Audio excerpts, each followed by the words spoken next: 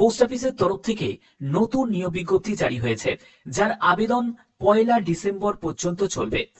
তোমরা যে কোনো রাজ্য, যে কোনো জেলা থেকে আবেদন করতে পারবে। এখানে ওয়েস্ট বেঙ্গলের জন্যও ভ্যাকেন্সি আছে, আসামের জন্যও ভ্যাকেন্সি আছে, ত্রিপুরা থেকে তাদের জন্যও ভ্যাকেন্সি আছে, অর্থাৎ অল ইন্ডিয়া প্রত্যেক রাজ্যের জন্যই শূন্যপদ রয়েছে।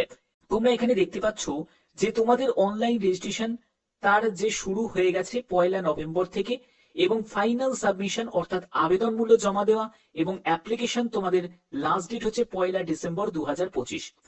তোমাকে যে কোনো একটি রাজ্যের জন্যই আবেদন করতে হবে, আদারওয়াইজ সেই দুটো আবেদনই তোমাদের রিজেক্ট হয়ে যাবে। এবং যে যে স্টেপগুলো তোমাদের ফলো করতে হবে, কোন কোন পোস্টে এই নিয়োগটি করা হচ্ছে সব বলা আছে। দেখো, তোমাদের অ্যাসিস্ট্যান্ট ম্যানেজার পোস্টে নিয়োগ করা হচ্ছে, যেখানে টোটাল শূন্যপদ হচ্ছে 110টি, এবং জুনিয়র অ্যাসোসিয়েট পোস্টে নিয়োগ করা হচ্ছে, যেখানে টোটাল শূন্যপদ হচ্ছে 199টি। টোটাল শূন্যপদ হচ্ছে 309টি, হচ্ছে দুটো পোস্ট মিলিয়ে। সব পোস্টিং সম্পূর্ণ স্টেট ওয়াইজ তোমাদের দেওয়া হয়েছে। তুমি যে কোনো স্টেটের জন্যই আবেদন করতে পারো, কিন্তু যে কোনো একটি স্টেটের জন্যই তোমাদের আবেদন করতে হবে। জব প্রোফাইল এখানে ক্লিয়ার করা আছে, যে অ্যাসিস্ট্যান্ট ম্যানেজারকে কি টাইপের কাজ করতে হবে সেগুলো এখানে মেনশন করা আছে। তোমরা চাইলে সেটা একবার দেখে নিতে পারো, ঠিক আছে। এরপরে হচ্ছে জুনিয়র অ্যাসিস্ট্যান্ট, এই পোস্টের জন্য তোমাদের কি কি কাজ করতে হবে সেগুলো এখানে মেনশন করা আছে। এডুকেশন কোয়ালিফিকেশন কি প্রয়োজন। জুনিয়র অ্যাসিস্ট্যান্ট পোস্টের জন্য, জুনিয়র অ্যাসোসিয়েট পোস্টের জন্য 199টি টোটাল শূন্যপদ। যে কোনো শাখায় গ্র্যাজুয়েশন হলে আবেদন করা যাবে। 20 থেকে 32 বছরের মধ্যে তোমার বয়স হতে হবে, এবং এখানে 1/11/2025 হিসাবে তোমাদের এজ ক্যালকুলেট করতে হচ্ছে। অ্যাসিস্ট্যান্ট ম্যানেজার স্কেল 1 এর জন্য 110টি শূন্যপদ। যে কোনো শাখায় গ্র্যাজুয়েশন হলে আবেদন করতে পারবে। 20 থেকে 35 বছরের মধ্যে তোমার বয়স হতে হবে। এখানে অবশ্যই তোমাদের পোস্ট কোয়ালিফিকেশন এক্সপিরিয়েন্সের প্রয়োজন কিন্তু আছে, ঠিক আছে, এটাও কিন্তু এখানে মেনশন করা আছে। এর পরবর্তী দেখো, তোমাদের সিলেকশন প্রসেস। সিলেকশনের জন্য যেটা হবে সেটা হচ্ছে online test, group discussion, interview, এইসব স্টেপগুলো তোমাদের থাকবে।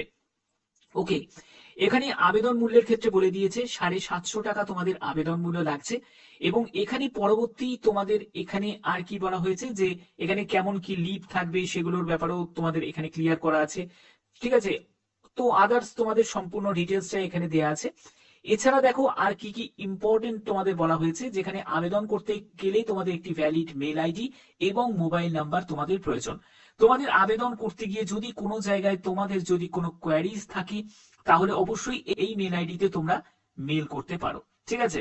তো দেখো, এখানে অ্যানেক্সার 1-এ সম্পূর্ণ তোমাদের সার্কেল ওয়াইজ ভ্যাকেন্সি টেবিলটা দেওয়া হয়েছে।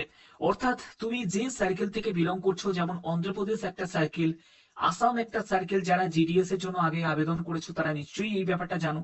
বিহার একটা সার্কেল আছে, সেরকম ছত্তিশগড় থেকে শুরু করে ঝাড়খণ্ড, কর্ণাটকা, মধ্যপ্রদেশ, মহারাষ্ট্র।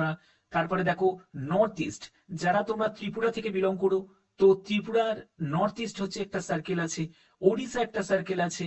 এরকমই কিন্তু তোমাদের উত্তরপ্রদেশ থেকে শুরু করে উত্তরাখণ্ড এবং ওয়েস্ট বেঙ্গল সার্কেল। দেখো, ওয়েস্ট বেঙ্গলে 260 আর 261, এখানে কোচবিহার আর কৃষ্ণনগর, ঠিক আছে।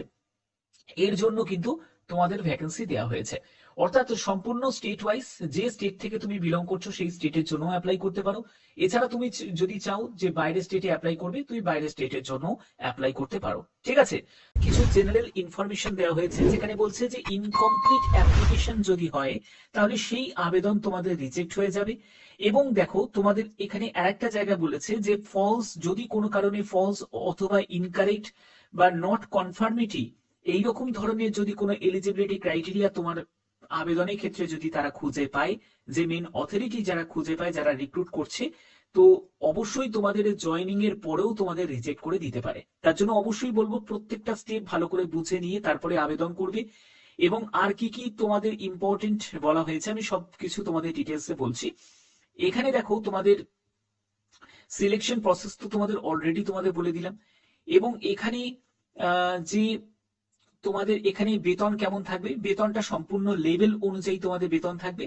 এবং পরবর্তী হচ্ছে তোমাদের এই যে নিয়োগ করা হচ্ছে, সেটা হচ্ছে ইন্ডিয়া পোস্ট পেমেন্ট ব্যাংকের তরফ থেকে, অর্থাৎ IPPB এর তরফ থেকে এই নিয়োগটি করা হচ্ছে, ঠিক আছে।